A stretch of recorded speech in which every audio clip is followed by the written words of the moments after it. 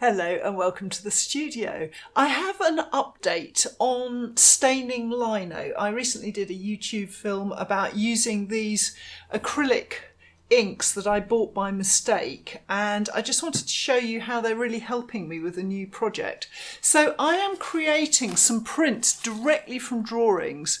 These drawings in this rather lovely sketchbook made by my son are very immediate, and I like the energy in them. So I'm working on a set of lino cuts that feed off that kind of energy and look just like these drawings. What I very quickly discovered is that in order to replicate that, I needed to draw directly onto the lino, and there's a couple of problems with that, in that it can all get a bit messy with corrections and things and a bit confusing, and also it's a lot of fine cutting, so I need to be able to see what I'm doing. So what I have done, and you can really see all those corrections on this one of the fens.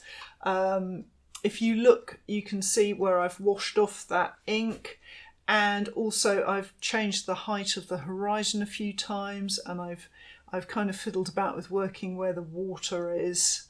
And so it all needs clarifying before I can cut it properly.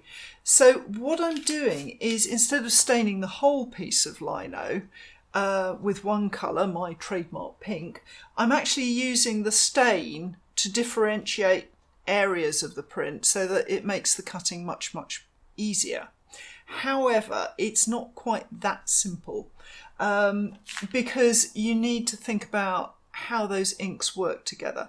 So whenever I talk about drawing with dip pen and ink on lino, I usually talk about drawing with Indian ink. Windsor and Newton is my favoured brand with the spider on the front of it, because I know that when I print with oil-based ink, this Indian ink is not going to transfer and it's not going to shift. So that's the ink I would normally use.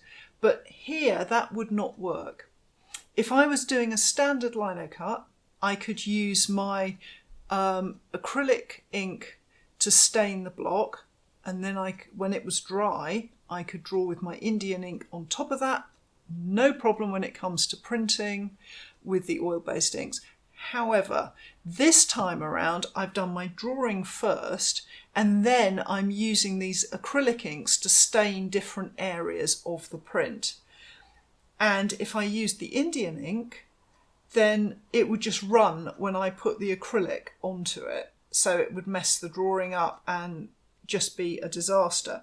So I have been using Liquidraw, which is, it describes itself as an India drawing ink as well.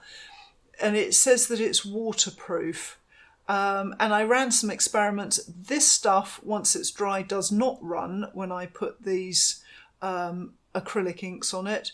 The Indian ink that I use from Windsor and Newton does run when I do that. So I changed my ink for this particular project.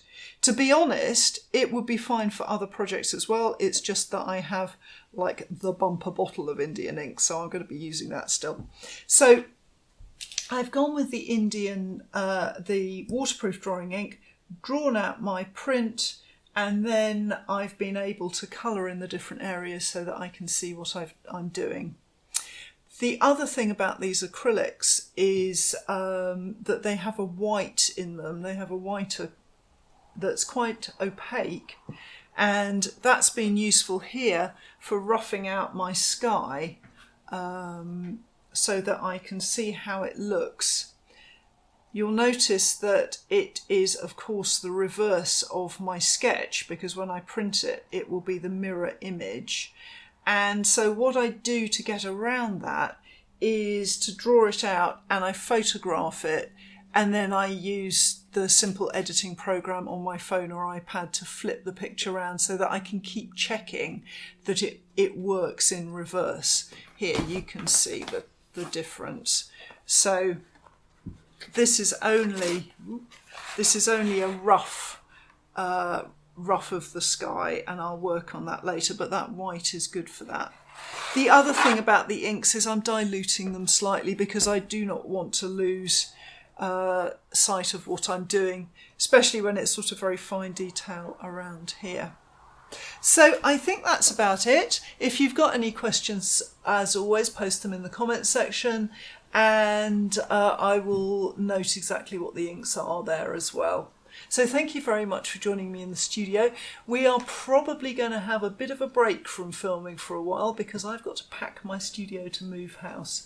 But we'll be back again, so please do subscribe to the channel, as that really helps. And if you've liked the video, hit the like button, and that helps the algorithm as well.